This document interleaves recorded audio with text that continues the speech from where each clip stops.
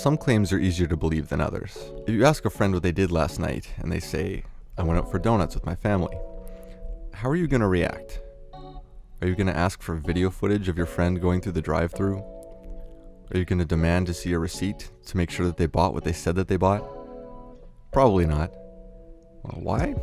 Because not only did they give you a pretty normal answer, but the stakes in this situation are also pretty low. You have no reason to believe that they're lying to you, and even if they were, it wouldn't really affect you at all, so you don't have much reason to care.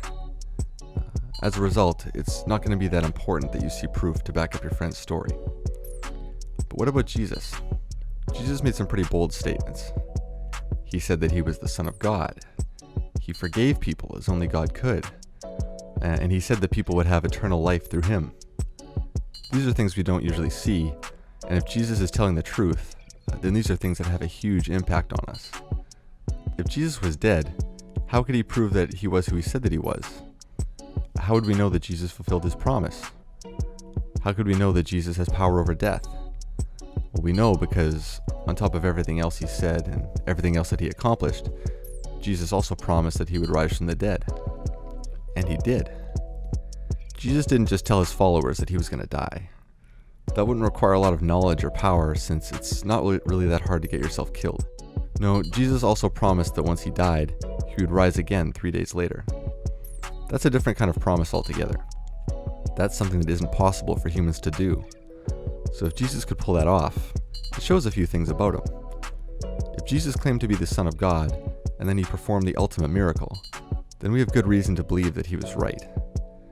If Jesus made a promise that seemed impossible, and then he clearly followed through on his word, then we have good reason to trust that he kept his other promises as well. And if Jesus said that he could lay down his life and pick it back up again whenever he chose to, and then he did exactly what he said he was going to do when he said he was going to do it, then we have good reason to believe that Jesus had power over death. So when Jesus' followers went to his tomb 3 days after his death and found it empty, except for a messenger telling them that Jesus was alive, you can imagine why it was such a big deal.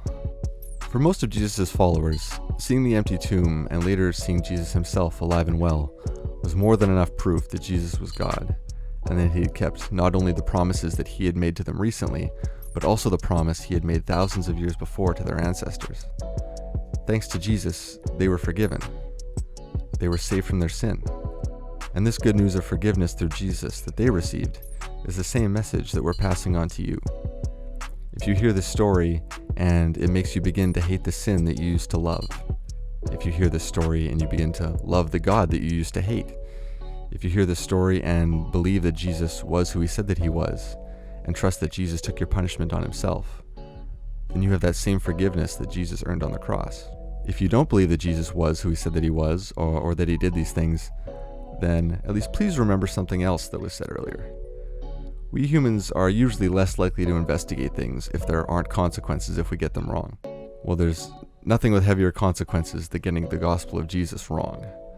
So even if you don't believe it now, please don't let that end here. Look into this. Ask questions and listen to the answers. And don't just look at sources that agree with what you believe already, but listen to what both sides have to say.